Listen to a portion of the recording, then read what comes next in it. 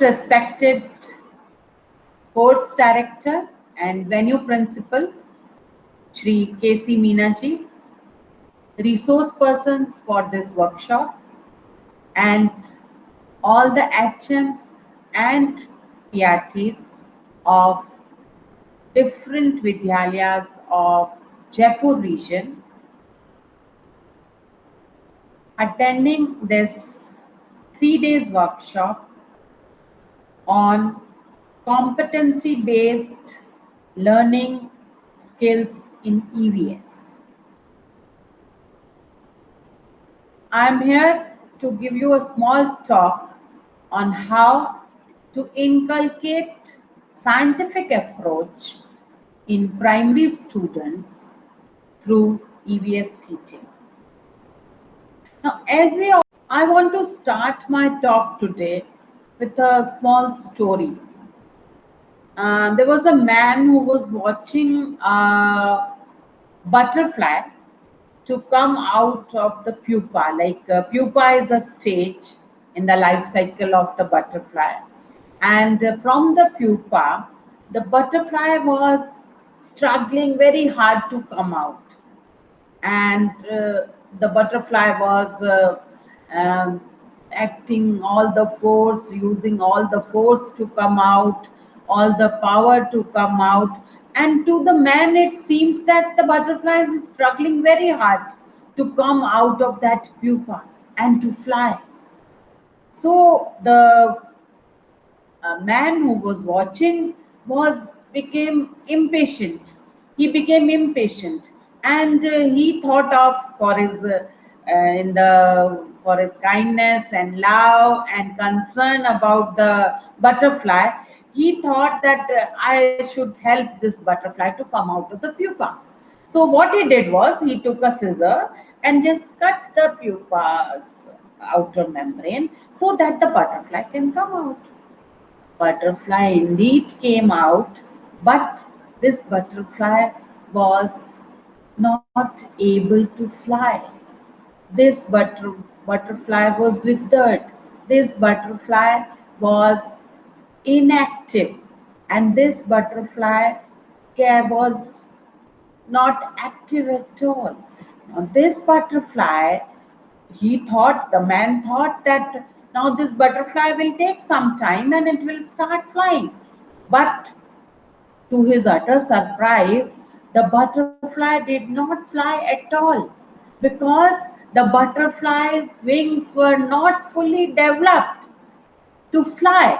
The nature was giving it the time to develop its wings to come out of the pupa. So what happened? The butterfly was a handicap for the lifetime.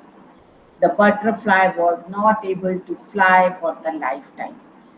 The man did his best. His intention was very good. But unintentionally, he made the butterfly crippled. So at times, we need to introspect that are we all doing the same to the child? Just think that when a child is taking its time to fly, when the child is using the environment, the surrounding, his inquisitive mind, his family, his community to understand and to learn and to construct his own knowledge, we feed him with the ready-made knowledge. Yes, this is the syllabus. We have to learn this, and the child is learning that. So today we will discuss about this only, that we should be just a facilitator for the child, to give the child a conducive environment to construct the knowledge. The child should construct his own knowledge with the help of his surroundings, with the help of the nature, with the help of his experiences, with the help of his family, community, neighborhood, environment. So the whatever exposure the child has had till he has reached the second standard, third standard, fourth standard, fifth standard, the child has got a lot in him. So we should facilitate the child to construct the knowledge. We should not overload the child, or we should not just force the child to digest whatever we are serving him. So now your the topic, the workshop which you are having for 3 days is competency based learning skills in EVS. So first of all, we should make ourselves clear what is competency. Competency is one single unit of an individual's learning outcome. These days, we are more focused on competencies. It is a small component of a larger learning goal. For example, suppose the learning goal is driving a vehicle on road. So what would be the competencies for that? The competencies would be to learn the traffic rules, which we have to follow when on road. The competency for that would be the driving skills, how to drive the vehicle. The competencies for that would be the how to manage your vehicle. If anything happens, how to change the tire if there is a puncture. So all these are the small components of a larger learning goal, and these are called competencies. So this competency based learning depends is focusing on the learner. It depends on the learner's skills. It depends on the learner's capability and learner's pace, at what pace the learner is learning, individual's performance and behavior. We have to be child centered. We have to understand what is the child's performance and what is the child behavior, and we have to allow students to learn at their own pace. They should learn at their own pace.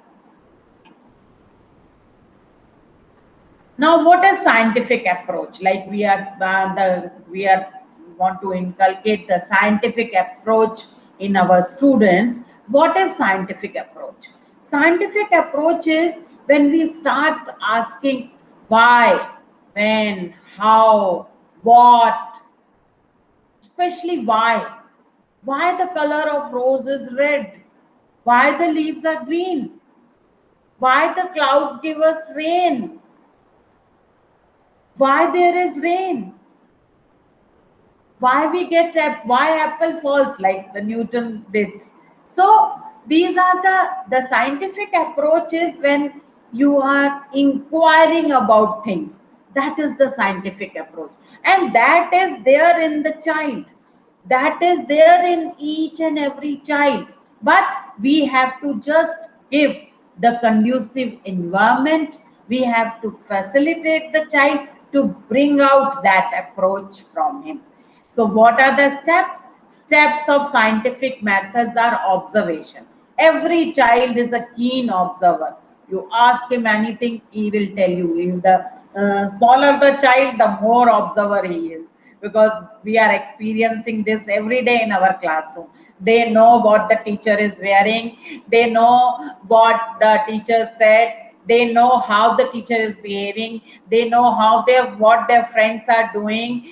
They know each and everything about the classroom, and they will come and tell you about the families because they are so innocent.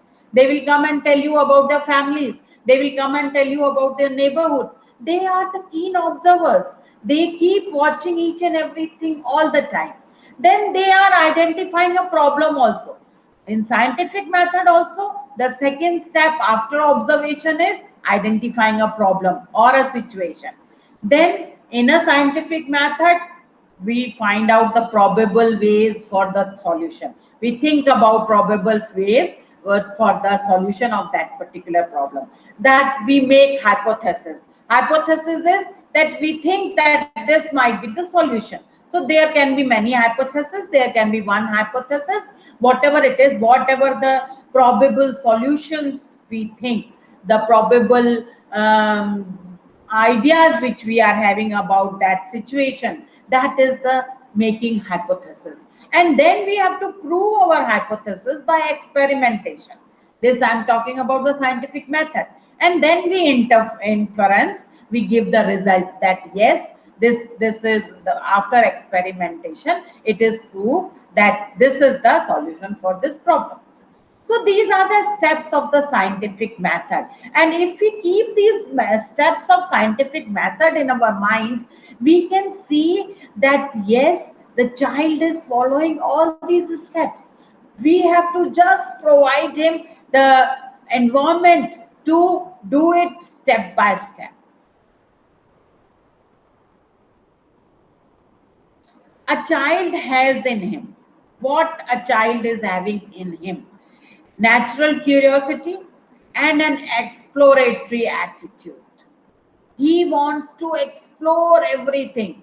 He wants to the curiosity is so much that he wants to experiment with each and everything. Just take an example of our online morning assembly. These days we are conducting online morning assembly. This is an initiative of Kendriya Vidyalaya Seeker under the able guidance of our principal sir. So what we have observed is that, and during that online morning assembly, the small children, especially small primary students, they will keep on flicking with the mute and unmute button on their phones, and then they will keep on presenting something. They just want to share something. I mean, they have got nothing to present or nothing to share, but still they will keep on finding all the functions of the smartphone because they want to learn. They are very curious that how the national anthem is being played on the screen, how the prayer is being played on the screen. So they want to explore each and everything. So they have the exploratory attitude, and they have the natural curiosity in them. They want to experiment everything. They want to experiment whatever new they will find. They want to experiment. Then they want to relate to their real life experience. Whatever they are seeing, whatever they are observing, whatever they are experiencing, they want to relate to the real life experience. What actually they are experiencing, they want to relate that thing to them. Suppose they are seeing any program on TV, so they want to relate that soap with their family life. They want to relate that thing with their life experience. Then the next is they want to express their ideas in their own way, because everybody is unique and they all have their own way of expression. So they want to express. They are so curious, they are so enthusiastic, they are so full of energy to express their ideas in their own way. They are keenly observing the surrounding. This we have already discussed, that they are a very good observers. Then they have unique way of learning. Everybody has a different way of learning. All of them cannot learn. Like this now we know with all the latest educational technologies and methods that all are unique, and everybody learns at their own way. It's not that for everybody the same thing will not follow. We cannot serve one kind of food to every child. We have to be very specific as per the needs and as per the interest of the child. Then his willingness to impress upon the teacher. The one thing which you must have observed in all the students is that they are willing to do anything to impress the teacher, because the teacher is the role model. The teacher is they will not listen to their parents, but they will listen to their teachers, because for their role models are their teachers, and they can do anything to impress their teachers. So if in a conducive manner, in a friendly and loving manner, we are giving them any work, they will put their 100% into it to impress us. They will put their 100% into it to make it a better thing. So these are the things which children are having in them. Then what teachers should do? Now we know that what students are having. Now what teachers should do? The teacher should provide a facilitative environment to construct their knowledge. Let them construct their knowledge. Let us not take the scissors of the time constraint, of the syllabus, of the other burdens which we are facing day to day life, because all are rowing in the same boat. So the stresses are there, the pressures are there, but you in for those in those pressures, we should not cut the pupa and make the butterfly cripple for the lifetime. So we should give them a facilitated good environment to construct their knowledge. We should shift knowledge from content to surroundings, subject to situation, and knowledge to experience. Content based, we have to teach them content. The syllabus is there, but that content should be related to the surroundings. The child should be able to relate the things of EVS with his her surroundings. The subject should be changed to shift to situation. We have to talk about the situations, the problems of the situation, the probable solutions to the situation, and then we have to shift knowledge to experience. Knowledge they will construct with the help of experience. Experiential learning should be there. Understand multiple dimensions and perspectives of EVS. Once we have understood that EVS has got multiple dimensions and perspectives, then we can teach EVS in a very scientific way, in by following all the steps of scientific method. Know how different disciplines contribute towards the holistic understanding. For the holistic understanding of EVS, we have to be having integrated approach. We have to be having everything in the EVS. We have to be having maths, English, Hindi, social science, all other subjects into the EVS for the holistic understanding of that subject. Facilitate learning of their physical, social, cultural context so that they can make informed choices. We have to make them, we have to facilitate them to understand their physical, their social, their cultural context, so that with the information of physical, social, and cultural context, they can make informed choices. Informed choices means we are giving them the liberty to choose, but before that, we are empowering them with the information. For example, suppose you don't want your students to eat Maggi, because Maggi should discuss what are the harmful effects of Maggi. Maggi has no nutrients in it. It has only maida. Maggi is a junk food. It does not have any vegetables. And so by this discussion, you can make child understand why we should not have Maggi and why we should have nutritious food. Now, once the information is there with the child, then the child can have informed choice. The child is now have the informed child. If the child is having Maggie, it's okay. The child has all having all the information about it, and the child will be conscious. No, it is the junk food. I should not be having it regularly. So that itself comes in the child when we give them informed choices. So rather than telling them no or yes for anything, give them the reasoning, give them the discussion methods, give them the debates, give them the projects, so that they will have the informed choices. Now, what are the resources? How we can teach EVS? What are the resources from where we can take help while teaching EVS? Nature. Nature is the biggest resource. Rather than teaching them about the plant parts in the classroom, take them to the garden of your school. Of course, not now in COVID time, but during the when the normal schools are going on, we can take them out, we can make them sit in the garden, they can they can observe the surroundings, they can observe the greenery, and then they can learn about the leaves, the stem, the roots, the flowers, whatever it is. Then the community, from community they learn a lot, they learn a lot from the elder persons of the community, the elderly people of their family. Earlier, in earlier days, when the joint families were there, the child used to learn a lot by the stories, bedtime stories, which were narrated to them by the dada, nani, nana.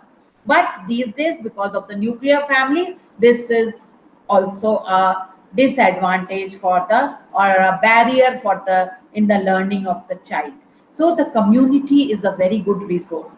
Connect the child to the community. Whatever you are teaching, connect the child to the community.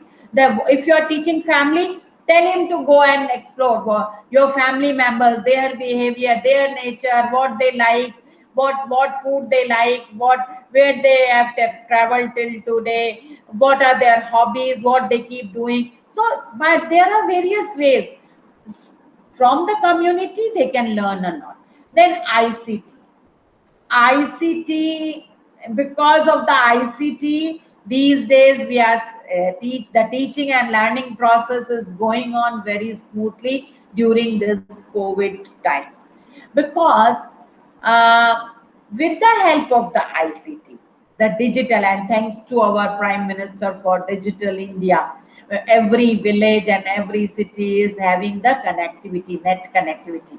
So if we are using ICT, I'm sorry to say, but some of us, we are using it as a, as like we will show them one movie, or we will show them one PPT. It's not like that. The concept should be first cleared into the mind of the child, and then you show them the PPT, or you show them the PPT to develop the inquisitiveness in the child, to develop the inquiry skill.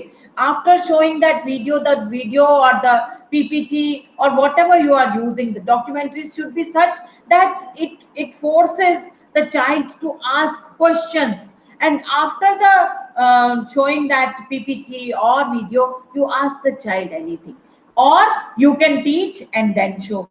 It can be used both the ways. For example, I'm giving you one example, simple example. We keep telling them that earthworm is the farmer's friend, because it when it moves, it is creating the space in the soil so that the air can be trapped into the soil particles. This we teach them.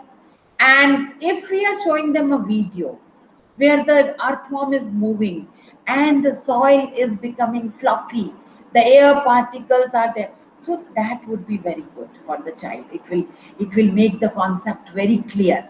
Similarly, for other concepts also, germination of the seed, if we can show them, these is so many what is not available on net. On one click everything is available. It's only we have to choose the right kind of material for the children, and to present them age appropriately, class appropriately, and content appropriately. So if we are doing that, the child can be benefited with this resource a lot.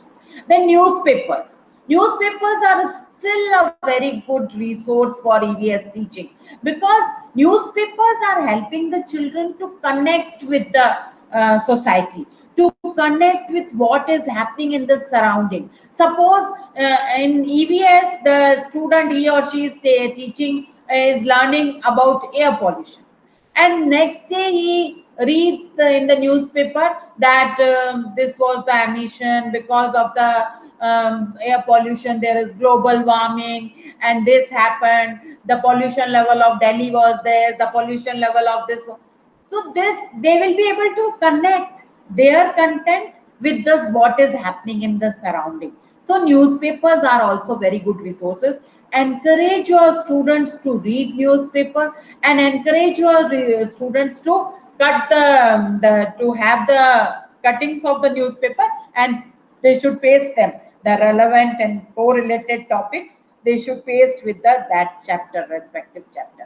Then surroundings. So these all are in surroundings: the nature, the community, ICT, newspaper, surrounding. They are very keen observer. So, by surrounding them, even if they are sitting in a classroom, you are sitting inside also. If they are sitting in a classroom and you want to teach them the shapes, or you want to teach them that what are the different rooms in our home. So all these can be taught by the classroom. You can show them different shapes, you can show them different corners, you can show them what are the different charts, how they are relating with the lifetime life real life experiences. So we can use the surroundings of every place for EVS teaching.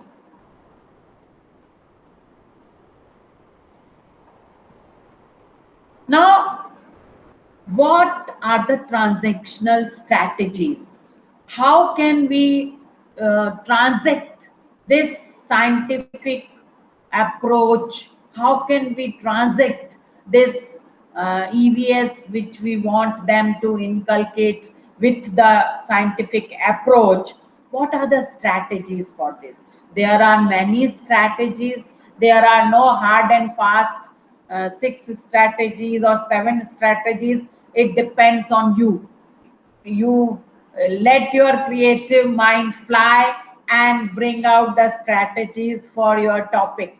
But to suggest you a few, because you all are very experienced teachers and you all know how to transact, but just to suggest you a few: classroom discussion. We can discuss whatever topic we want to introduce, we can discuss it first. Suppose you are going to this start the topic of means of transport.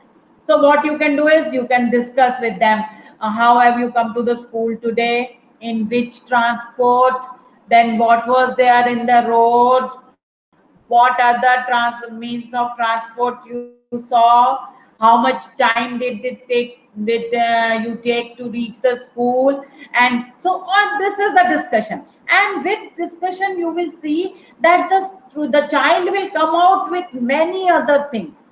And this way we can, our task become easier, because what we want is learning outcome. The learning should be there in the child. So the strategies should be planned so nicely that we, our effort for the bringing out the learning outcome is reduced, and at the same time it makes the lesson interesting for the child. The child will look forward for EVS class. Yes, today is my EVS class. Oh, today we are going to discuss this. Today we are going out to see this. So this should be there. Field visit, excursion, then role play. Role play also is a very good transactional strategy, which the children like the most, because give them a case and let them role play. Give them some time and they will come. They will come on their own. They will bring the role play to you. For example, suppose family. You are teaching family. So tell them, okay, you make a role play, prepare a role play, four or five of you together on family. So what they will discuss among themselves about their families. Okay, we'll make you dada, we'll make you dadi, we'll make you mother, we'll make you father, and this is the pet. And they will enact the situations. They will relate with their real life situation, and they will bring the role play to you. And role play is a very important method to find out the problems with the child. That is also very it's a very effective method if the child is facing, because we as teachers should know that whether the child is living in a normal circumstances, or whether the child is having some problem at home or some problem at in the school transport or wherever.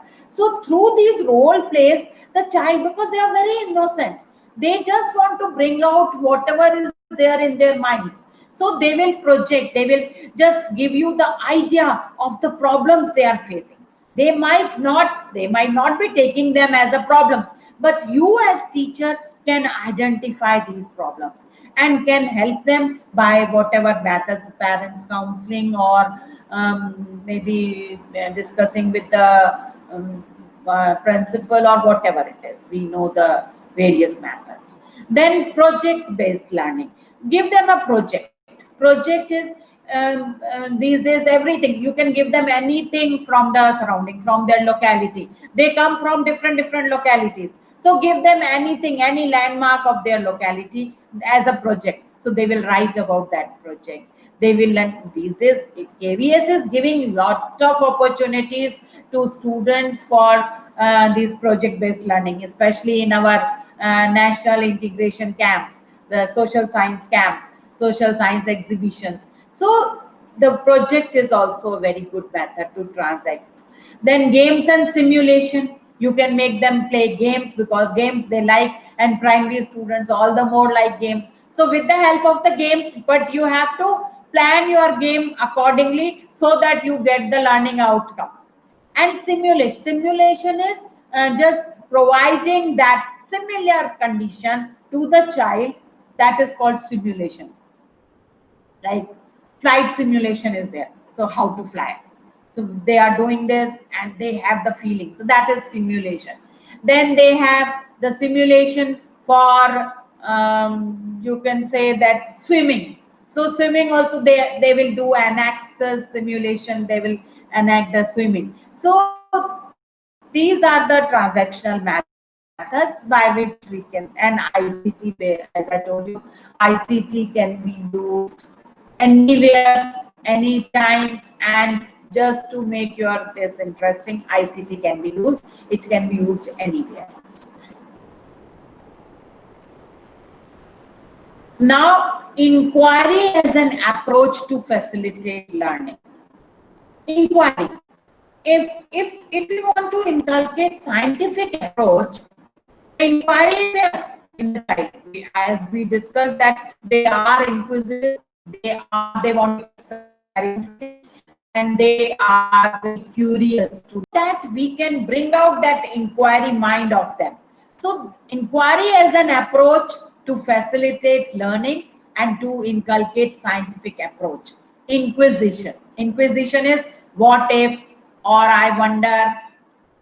Give them questions like that. What will happen if we eat stale food? One question. What will happen if we eat stale food? Now the child will come with the, I will not like the taste, I will fall sick, or there will be vomiting, there will be loose. They will come with their all kind of um, answers. Then acquisition. You have to brainstorming possible solutions.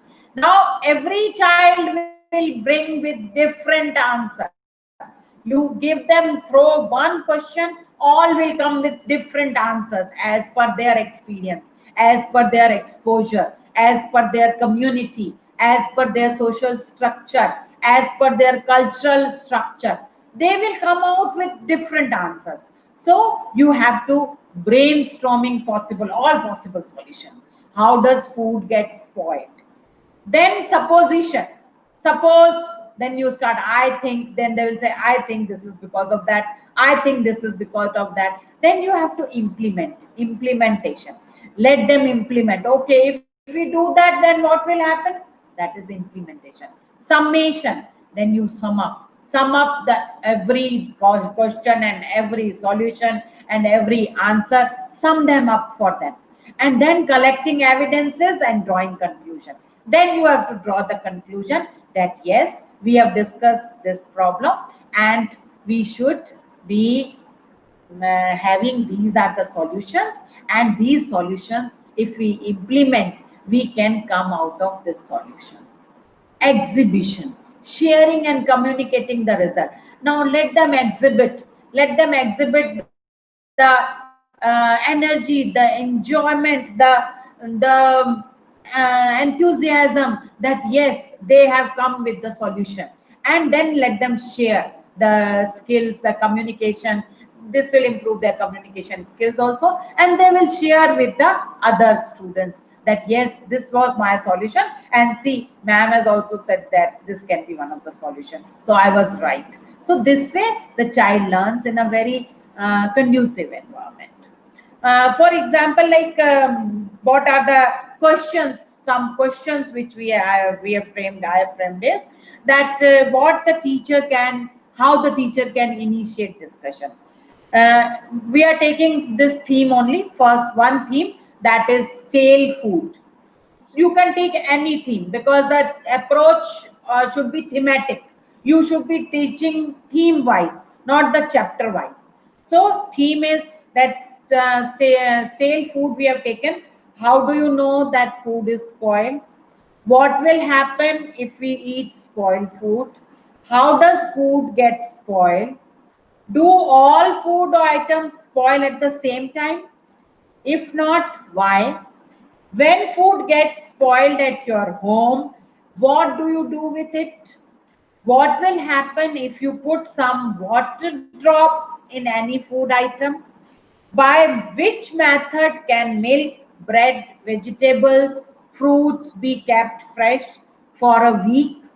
How you are keeping them fresh in your house? What are the different techniques for preservation? Can you have mango all the year? The child will come out, yes, we are having pickles, we are having jams, we are having jellies. So, how? What is your mother doing to make pickle? So then you can come to the preservatives. So this is how, these are the approaches, the inquiry approaches, by making the question bank, a small question bank on themes. So I have an activity for you all.